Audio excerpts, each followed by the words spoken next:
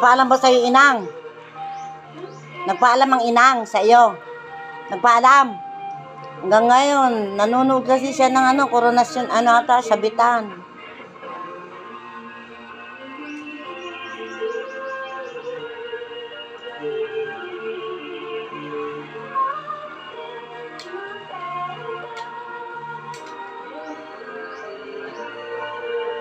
Masarap ba yung kalabaw?